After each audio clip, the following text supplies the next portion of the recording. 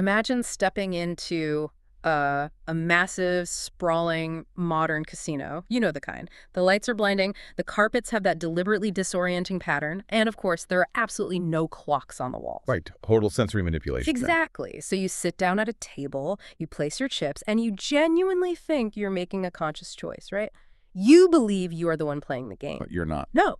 What if you aren't the player at all? What if, you are actually just the battery powering the neon signs and the people you think are the high rollers, the ones you see raking in millions? What if they're actually just trapped in a completely different, far more exhausting game that the casino itself designed? I mean, that casino metaphor captures the exact architecture of the modern digital attention economy perfectly.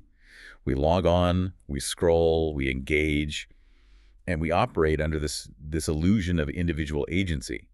We assume there's this direct linear relationship between the content we consume and the people who create it. And we desperately want to identify the puppet masters, don't we? Like, when we look at the landscape of modern influence, we want to point at the loud, abrasive influencers, the ones dictating the culture, and say, that's the person in charge, that's the villain, or I don't know, that's the savior. We crave a clear hierarchy. We really do, but the deeper you look into the actual plumbing of the internet, that hierarchy it completely disintegrates. It dissolves into something far more cyclical. And honestly, it's terrifying. Because today, we are taking a scalpel to that entire ecosystem to answer one defining question for you. Who actually holds the power in the digital age? Right. Is it the controversial online figures dictating terms? Or is the power consolidated inside the invisible algorithmic black boxes of the tech platforms? Or, and this is the wild part, does the ultimate authority actually rest quietly in the hands of the followers? The supposedly passive audience just tapping on their screens. So, to untangle this massive web today on the deep dive, we're bringing together a frankly fascinating stack of materials, things most people would never put in the same room. First up, we have a gripping, multi-year investigative report from the Prime Story podcast series. Yeah, that one by Jamie Tassin and Matt Shea. Exactly. It completely rips the facade off the rise, the methodologies, and the sweeping criminal indictments of the hyper-controversial influencer Andrew Tate. And we are pairing that raw, on-the-ground investigation with the academic rigor of Dr. Stephanie Alice Baker. She's a professor of sociology at City St. George's, University of London, and her research specifically decodes how online authority is artificially constructed. Which is such a crucial piece of the puzzle. She provides the structural blueprint for how these lifestyle gurus weaponize our vulnerabilities. But then we're going to introduce a peer-reviewed paper titled Leadership Chaos: When Power is in the Hands of Followers. That paper is going to completely flip the script. It uses social media data to basically take a sledgehammer to everything we traditionally understand about leadership dynamics. It really does. And finally, because we always have to follow the money, right? We're looking at a deeply revealing data investigation by Focusing on the Bangladeshi digital ecosystem. Right, to expose how this entire chaotic machine is actively subsidized by the world's largest corporate brands. So looking at all of this, what's the big takeaway? Well, what's fascinating here is the overarching theme that emerges. It's the sheer, terrifying efficiency of algorithmic feedback loops. Like, we tend to view the internet as a broadcast medium. A creator makes a video, you watch it. Simple. But it's not simple at all. Not even close. These sources reveal an interconnected engine of, frankly, cult-like coercion, crowdsourced identity morphing, and unchecked, unmoderated corporate profit. It's an ecosystem where human psychology, specifically our deepest anxieties and tribal instincts, is treated as a raw, extractable resource. Okay, let's pull the first thread here by looking at the most visible manifestation of this system, the influencer, the so-called alpha. And, there is no case study more potent or more deeply disturbing than Andrew Tate. And look, we are going to completely bypass his standard biography today. If you're listening to this deep dive, you likely already know the bullet points. You know the kickboxing background, the failed reality TV stint on Big Brother, and you know the cartoonish, what color is your Bugatti aesthetic. Because focusing on his biography entirely misses the point of his influence. The Crime Story investigation strips away that whole mythological backstory he sells. Instead, it focuses purely on the mechanics of his ascension. Right, because his core ambition wasn't just wealth. No, it was absolute, undeniable ubiquity, fame on a global scale. And the traditional gates of fame were closed to him after mainstream television rejected him. So what does he do?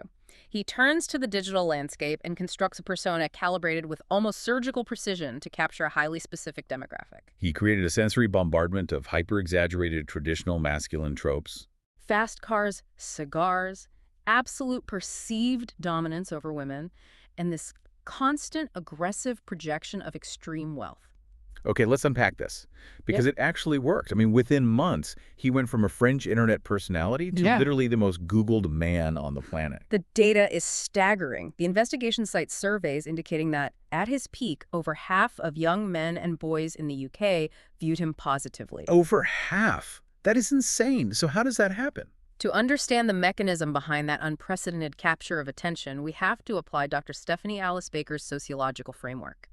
In her book, Lifestyle Gurus, Constructing Authority and Influence Online, she dissects the exact architecture of this kind of influence. And her central thesis is that authority in the digital age is never spontaneous, right? Yeah. It's manufactured. It is a meticulously manufactured product. The influencer does not just stumble into power, they build a funnel, a very, very precise funnel. Like a trap. Exactly. Dr. Baker's research spans various domains.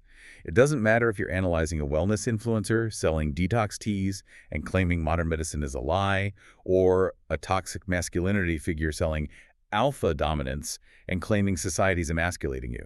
The methodology is identical. It relies on identifying an insecurity and then just hammering it. Yes, the deliberate identification and agitation of an insecurity. So it's essentially a digital mirage. It's like an identity MLM, a multi-level marketing scheme, but instead of selling leggings or essential oils, they're selling an idealized, weaponized version of masculinity to insecure young men. That is the perfect analogy.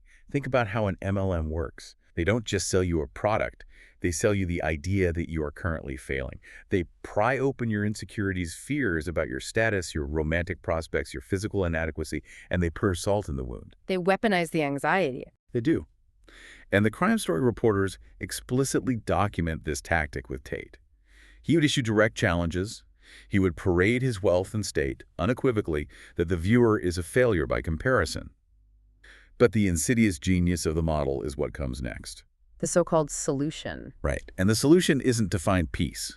The solution isn't self-acceptance. No, the reporters note that he explicitly preached against contentment. He told his followers that men should be stressed. He pushed this crazy idea that their blood should be on fire and that happiness is a weak, feminine trait. For a man in his framework, chronic burning anxiety is the only acceptable engine for conquering the world. Which is just a recipe for a mental breakdown. Well, from a psychological standpoint, maintaining your audience in a state of continuous heightened arousal is a masterclass in manipulation. If a follower believes their deep-seated inadequacy is actually a sign of untapped masculine potential, they'll never see genuine revolution. They'll just remain perpetually hooked on the guru who is validating that distress. They keep paying for the courses, they keep clicking the videos, because the finish line is always moving. The guru ensures they never actually arrive at the destination. But the story documented in the crime story investigation, it doesn't stop at toxic self-help, unfortunately. It transitions into a deeply methodical, systematized form of alleged coercion. This wasn't just about selling a mindset anymore. No, it became about the physical and financial exploitation of human beings. The investigation details the origins of the wealth that funded this entire digital facade.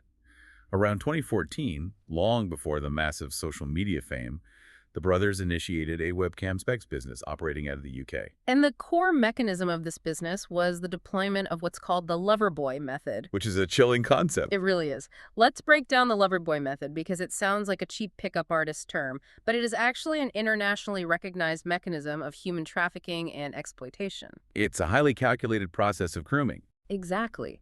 A trafficker targets a vulnerable individual, feigns romantic interest, and artificially constructs a deep emotional dependency.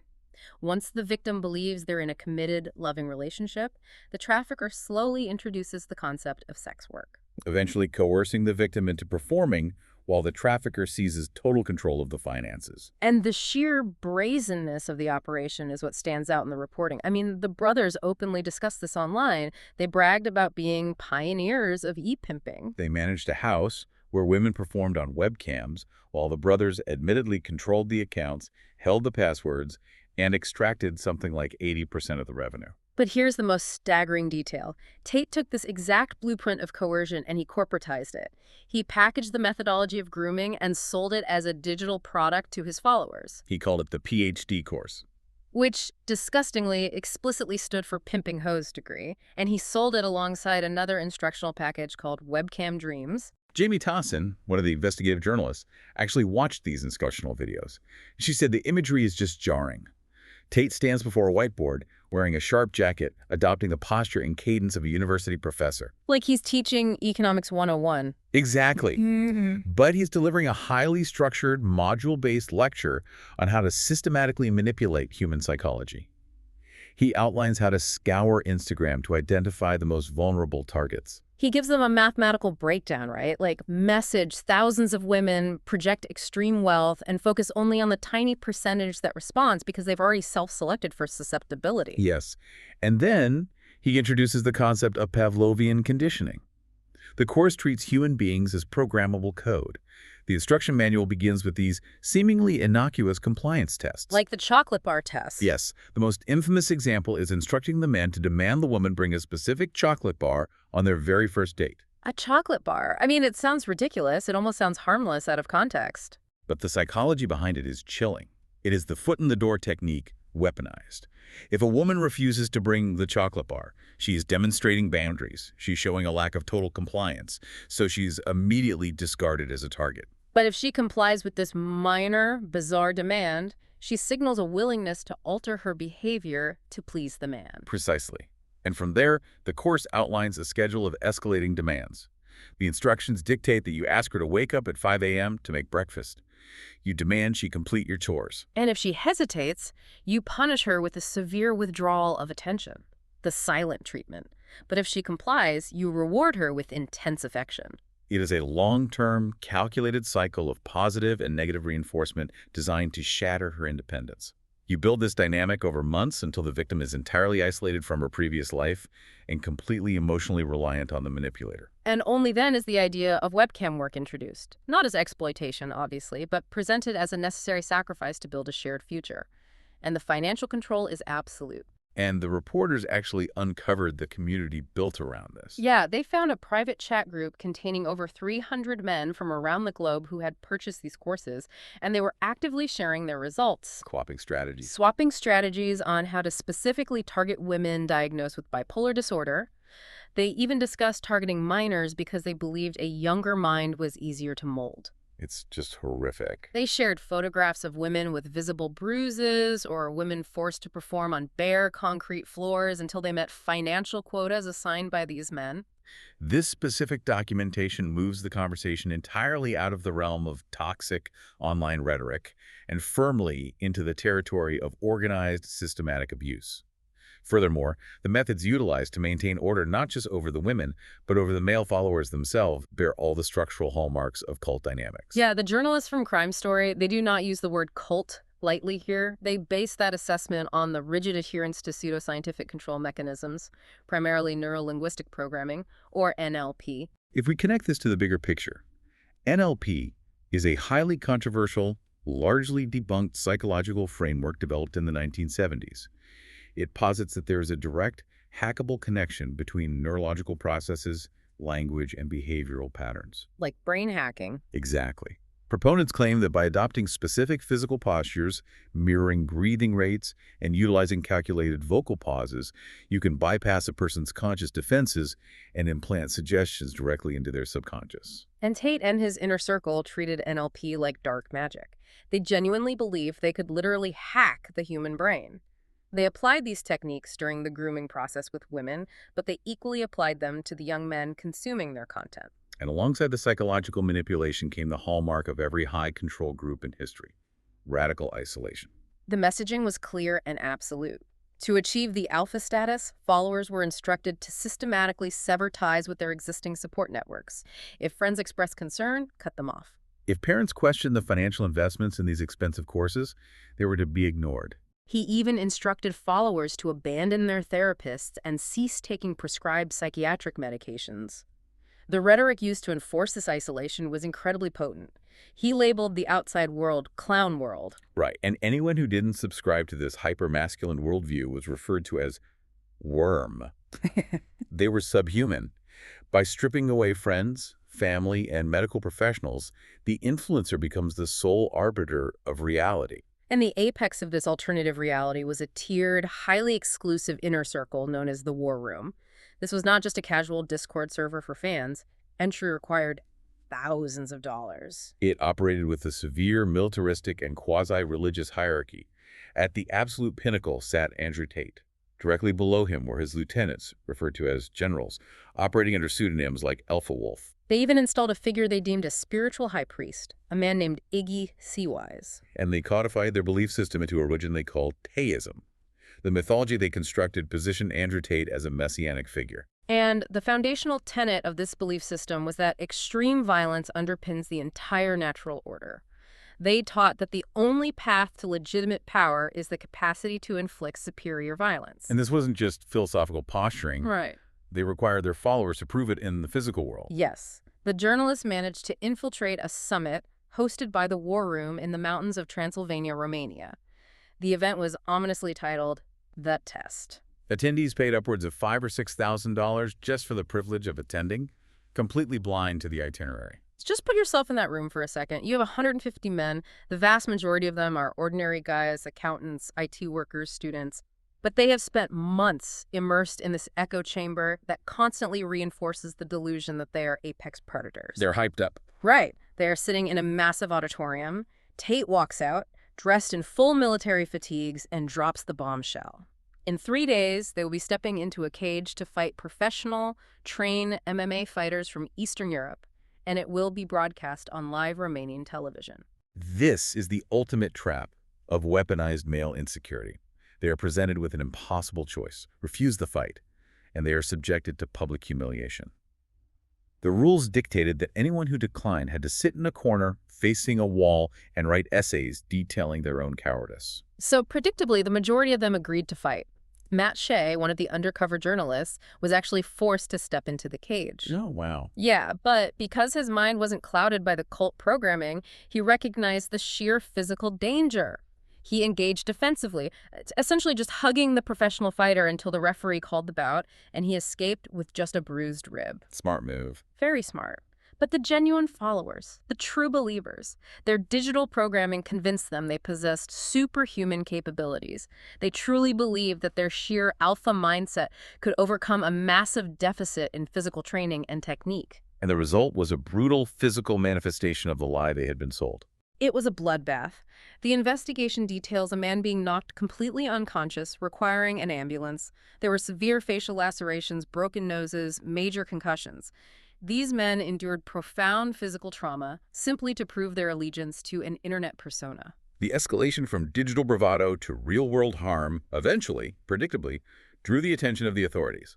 In 2023, the Romanian judicial system indicted Andrew and Tristan Tate on severe charges: rape, human trafficking, and the formation of an organized criminal group designed to sexually exploit women. The official indictment references at least 48 alleged victims. And the prosecutors didn't just build a case on rumors. The journalists detail the sheer volume of evidence: thousands of pages of intercepted WhatsApp communications, extensive CCTV surveillance footage, harrowing victim testimonies. It is a sprawling, deeply serious criminal prosecution. That really is. However, and we have to approach this next aspect with complete analytical impartiality, we are just looking at the strategy here. The sources highlight a deeply calculated maneuver Tate deployed to shield himself from these consequences. Yes.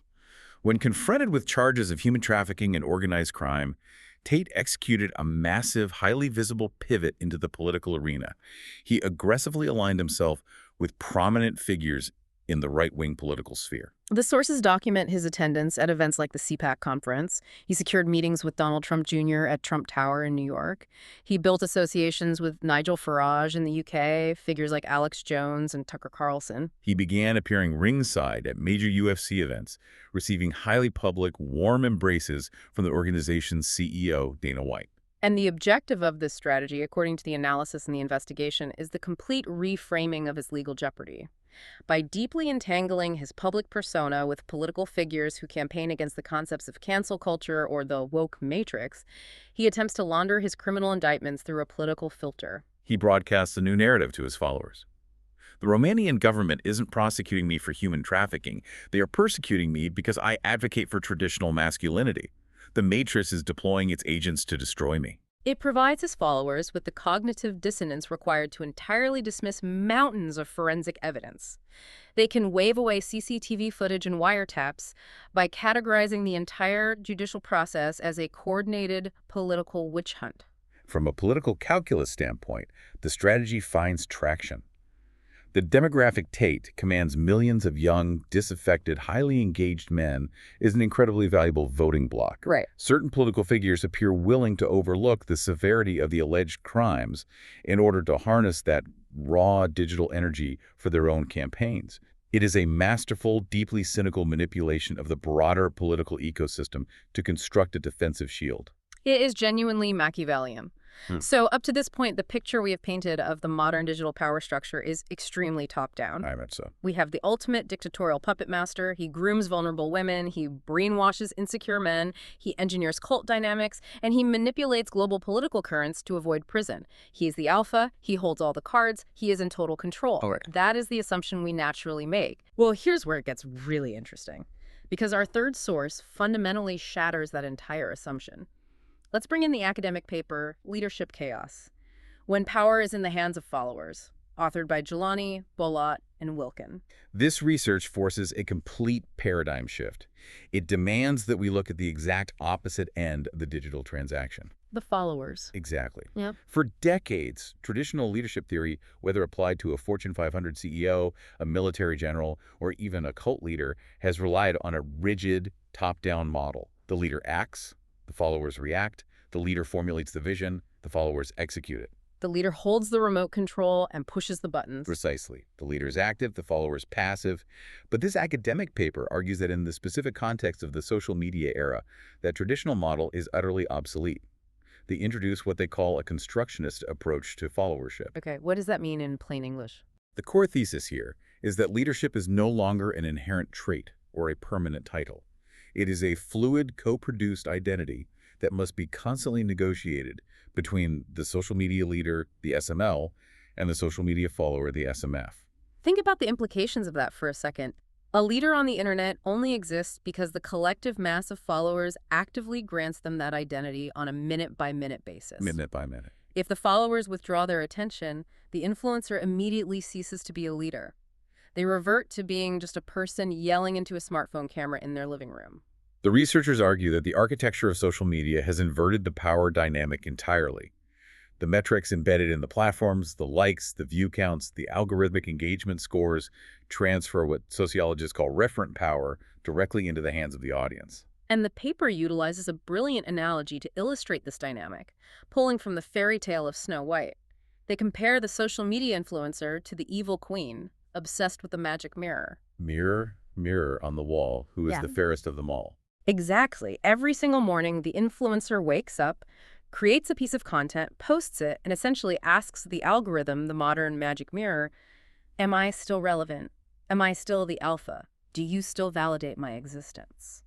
And the mirror, which reflects nothing but the aggregated engagement of the followers, delivers an instant, undeniable numerical verdict on their worth. To empirically prove this power shift, the researchers conducted a rigorous netnography, which is a great word. Let's break down that methodology. What exactly is a netnography, and how does it differ from just, scrolling through the comments section? Good question.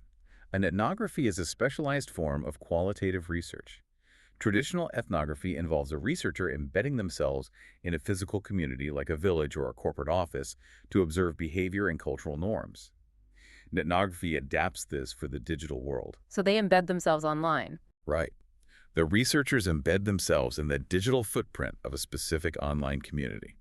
For this study, they analyzed a data set of 135 specific Instagram posts from 3 distinct micro-influencers. They monitored the Tiny Tank, focusing on fitness, Retrition, focusing on nutrition, and Chloe Helen Miles, focusing on fashion. And their goal was to meticulously track exactly how the followers exerted control over the content. Yes. And the data they extracted is incredibly revealing about human behavior online.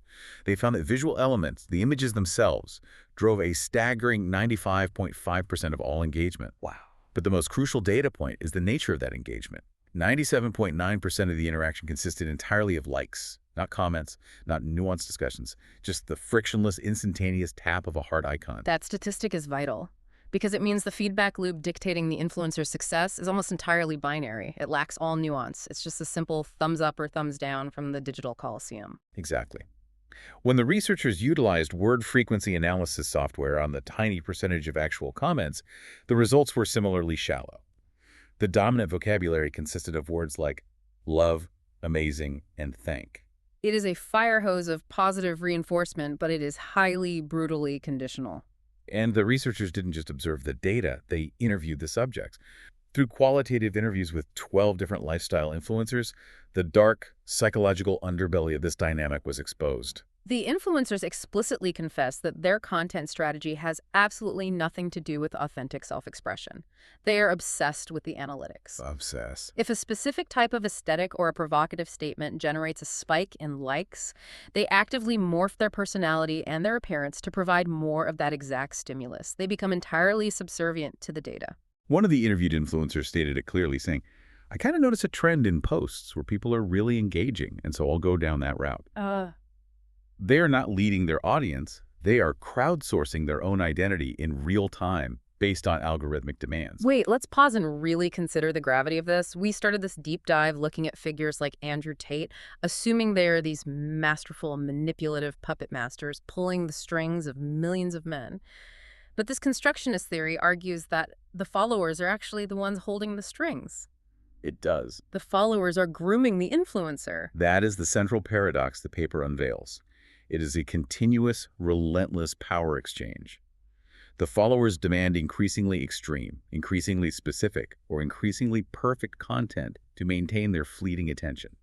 And if the influencer fails to hit that escalating target? The followers instantly migrate to someone else. The magic mirror declares, you are no longer the fairest. The influencer is literally a hostage to their own audience. And the psychological toll of that captivity is immense. The researchers highlight that these social media leaders, despite their projected confidence, suffer from debilitating social media anxiety, profound fear of judgment, and massive internal identity conflicts. They exist in a state of constant terror that their metrics will drop. Because to maintain their grip on perceived power and their stream of income, they are forced into a cycle of perpetual escalation to appease the insatiable demands of the digital mob. Think about the mechanics of that escalation. If you build an audience by being slightly provocative, the novelty eventually wears off. The audience gets bored. To trigger the same algorithmic dopamine hit, you can't just repeat the same provocation. You have to become very provocative. Then you have to become outrageous. Right. Then you have to cross over into extreme, potentially illegal territory. The mob demands the escalation. The toxicity is a two-way street. The followers possess a dark, collective impulse for outrage, and the influencer is forced to embody it because their entire livelihood depends on that binary feedback loop. It fundamentally redefines the concept of a cult of personality. The leader isn't charting a course. They are frantically surfing the cresting wave of their followers' darkest, most volatile impulses, terrified of wiping out. My perspective on this is completely inverted now. The manipulator is simultaneously the manipulated. But to truly understand the modern attention economy, we have to zoom out one more level.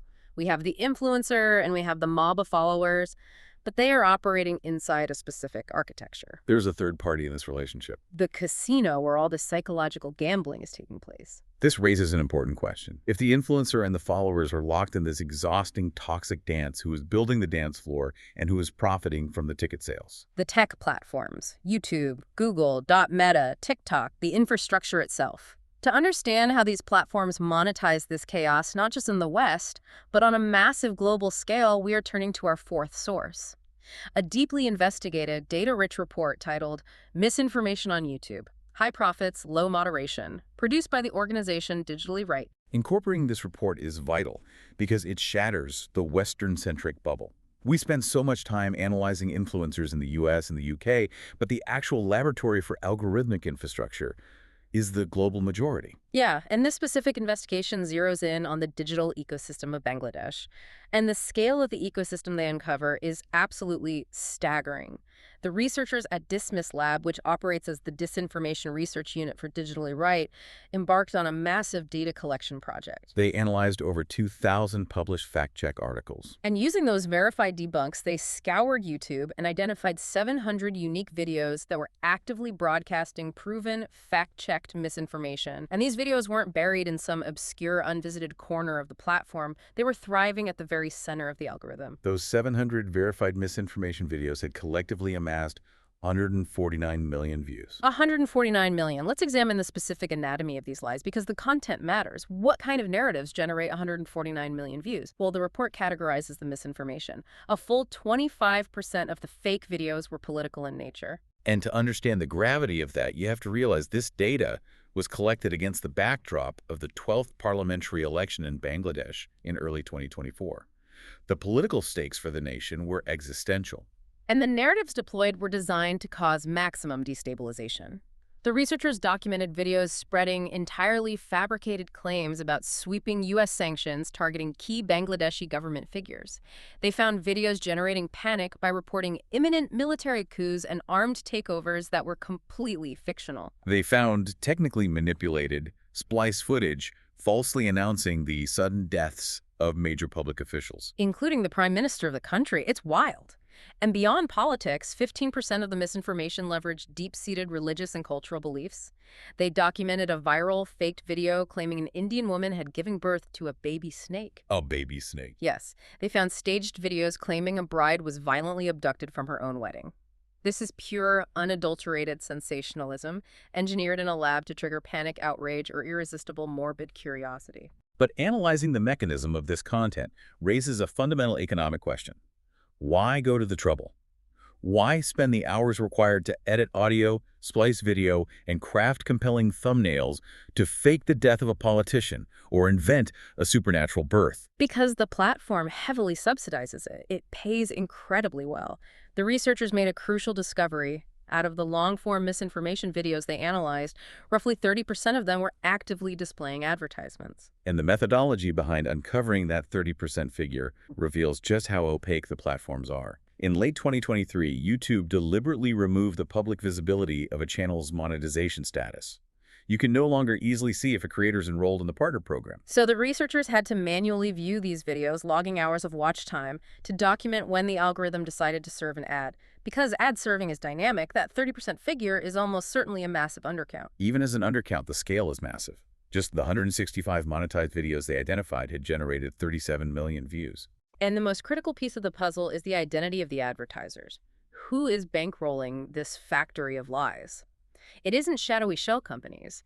The report documented advertisements from 83 highly legitimate, major global brands. 1/3 of these were international corporations, explicitly targeting the massive emerging Bangladeshi market.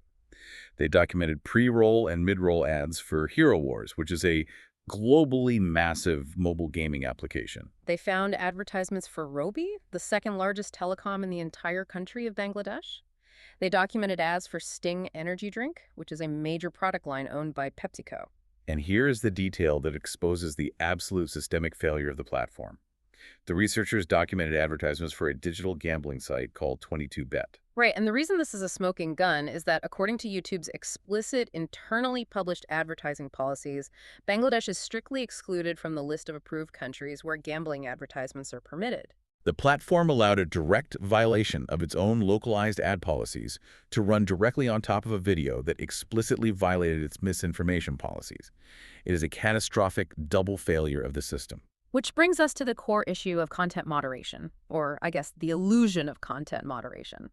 The Dismiss-led researchers didn't just passively observe this failure, they actively stress-tested the system. Using multiple distinct user IDs, they systematically utilized YouTube's official reporting tools. They flagged all 700 videos. All of them.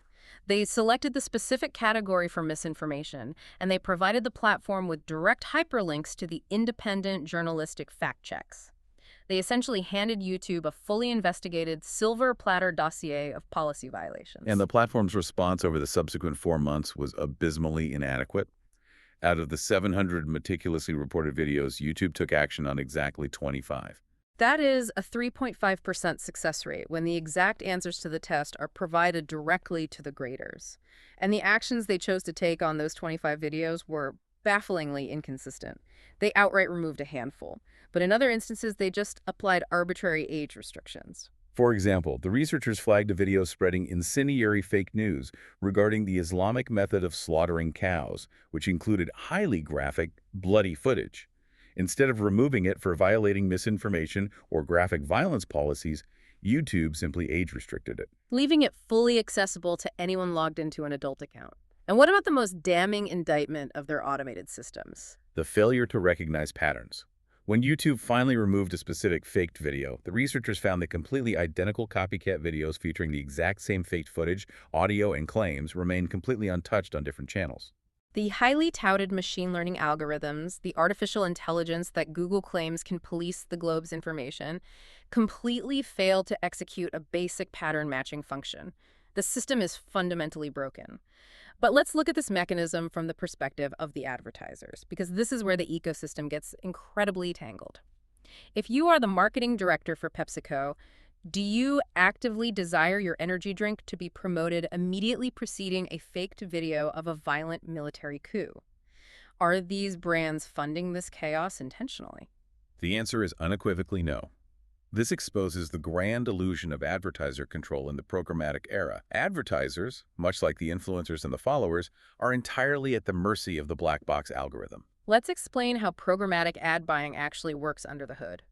When a major brand allocates millions of dollars to advertise on YouTube, they do not have human beings manually selecting specific videos. That process is far too slow, far too expensive, and it fundamentally limits reach. Instead, brands purchase targeting parameters. They engage in real-time bidding. A brand instructs the platform, I want to show this 15-second ad to males aged 18 to 35 located in Dhaka who like sports.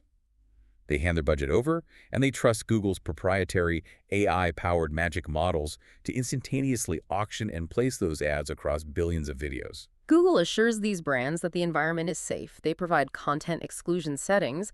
They publicly commit to the standards set by the Global Alliance for Responsible Media, or GERM, promising that brand messaging will never appear adjacent to hate speech or blatant disinformation. But the reality is that the AI prioritizes two metrics above all ethical considerations: maximum reach and maximum engagement. The advertisers interviewed within the Digitally Right report expressed profound systemic frustration. An executive from a major fintech company explicitly noted that the architecture of the platform prevents them from seeing, in advance, the specific URLs where their ads will be deployed. It's totally opaque. They only discover the disastrous placements after the fact. Usually they find out they have financially subsidized a channel claiming the prime minister has been assassinated only when an outraged consumer takes a screenshot and posts it on Twitter. And by the time the screenshot goes viral, the damage is already done. The creator of the fake news has cashed their AdSense check, and the brand has suffered measurable reputational damage. The report cites a 2020 study by the Interactive Advertising Bureau, which found that 62% of consumers will cease utilizing a brand entirely if its advertisements repeatedly appear adjacent to low-quality or harmful content. So programmatic advertising is a massive blind financial risk. But while the financial risk to the brands is significant, the societal risk is catastrophic. If we merge this data with Dr. Stephanie Alice Baker's earlier sociological research on how algorithms shape culture, the true danger of the mechanism becomes apparent. Recommender algorithms are entirely agnostic to the concept of truth. An algorithm does not possess the capacity to understand what a fact is. Its only function is to optimize for attention. It only knows what stimulus keeps a human retina locked onto a screen. And what psychological triggers keep us locked in? Outrage, existential fear, tribalism. A nuanced, deeply researched documentary about local zoning laws will generate minimal engagement. A heavily edited, faked video about a supernatural baby snake will trigger our evolutionary threat response mechanisms and generate millions of views instantaneously. And the Digitally Right report highlights how this algorithmic preference directly cannibalizes actual truth. Authentic journalism is an incredibly slow, resource-intensive process. It requires human beings to spend weeks verifying sources. But while a legitimate journalist is spending 2 weeks fact-checking a single political story, a bad actor can upload a doctored video in 20 minutes. The algorithm immediately detects the high engagement velocity of the fake video, amplifies it across millions of homepages, and the programmatic ad AI rapidly places premium advertisements on it. The platform financially rewards the pollution of the information ecosystem. An expert quoted in the report, representing a leading Bangladeshi newspaper, articulated the end game of this dynamic perfectly. He stated, "A large portion of the audience believes these videos to be true. As a result, they no longer visit mainstream media's YouTube channels, causing financial losses for the mainstream outlets."